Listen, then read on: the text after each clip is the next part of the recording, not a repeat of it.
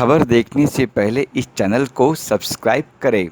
मुंबई में अब सबकी खुलने वाली है पोल, फिर वो अफसर हो, नेता हो या हो सिपाही।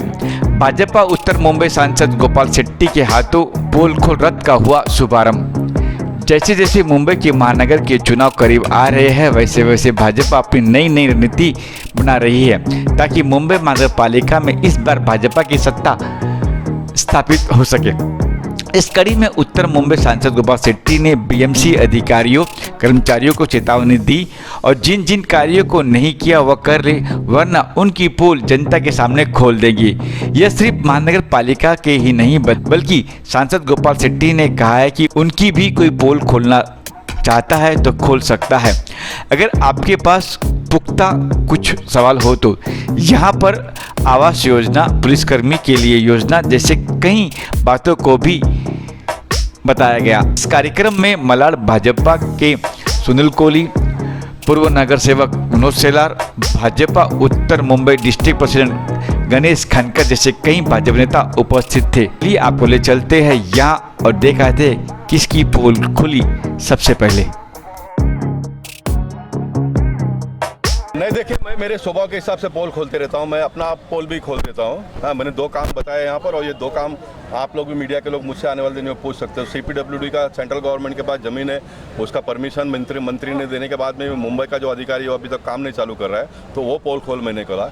यहाँ इतना बड़ा ग्राउंड है, इतना सारा टैक्स लोग पे करते हैं, जॉगिंग ट्रैक नहीं है यहाँ पर, तो उसका मैंने यहाँ पर घोषणा किया।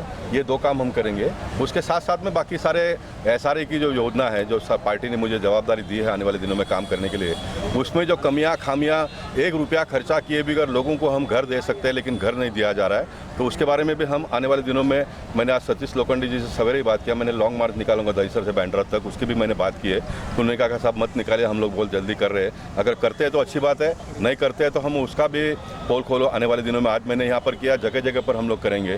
भारत रत्न अटल बिहारी वाजपेयी जी का पुतला लगाने का जो काम है, सारे परमिशन गवर्नमेंट ने देने के बावजूद कांग्रेस के जो मंत्री सुनील केदार है वो अंतिम साइन नहीं करते हैं। इसलिए महाराष्ट्र के विधानसभा में देवेंद्र फडणवीस जी और अजीत दादा पवार जी ने आश्वासन देने के बाद में भी वो समस्या का समाधान अब तक भी नहीं हो रहा है।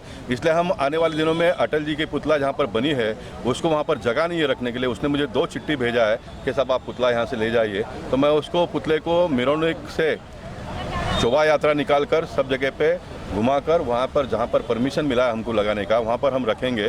जिस दिन परमिशन मिलेगा उस दिन अनावरण करेंगे, लेकिन ये हम करेंगे।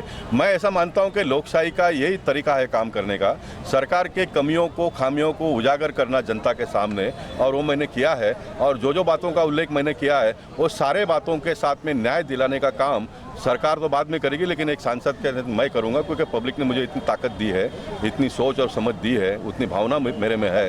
तो जो भाषण मैंने किया, आप लोगों ने टेप किया है, आप मुझसे कल आकर पूछ सकते हो। ये आने वाले दिनों में तुरंत करेंगे। ये सरकार से जितना होगा उतना हम करेंगे। हमारी सरकार आने के बाद में पहले ही दिन इसकी घोषणा होगी। इस प्रकार की व्यवस्था मैं करूँगा। ये पोल खोल सिर्फ यहाँ अपने क्षेत्र में रहेगी या पूरे मुंबई? नहीं, पूरे मुंबई के 228 वार्ड में ये पोल खोल का कार्यक्रम होने वाला है। कम से कम 228।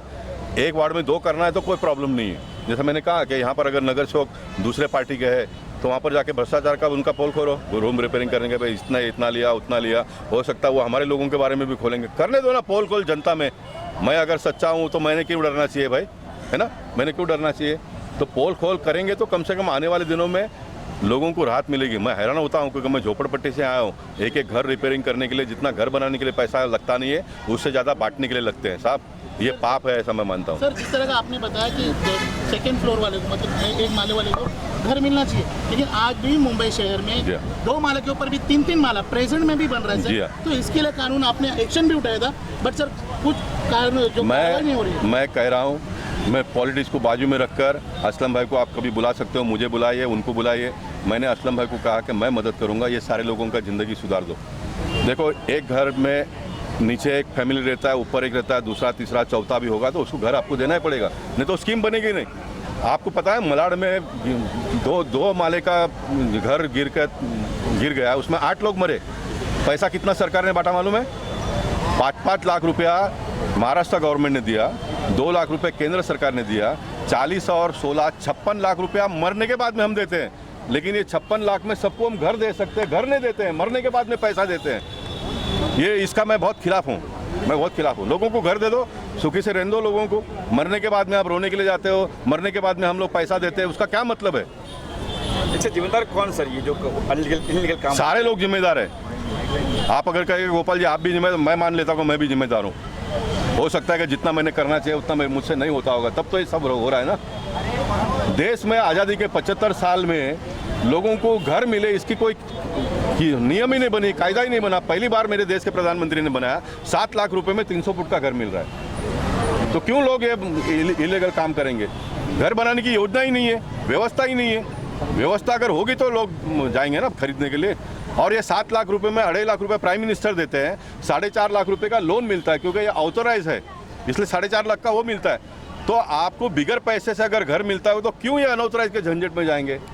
इस पोल खोलना सारी पोल खुलने वाली, मतलब सारी पोल खुलेंगी। 4 मुद्दे आपके पास वो तो लाके दो, अभी दूसरे कार्यक्रम में वहाँ खोल दूंगा पोल, आप लाके दो, दूंगा पब्लिक को। एकदम पोल खोल यानी पोल खोल।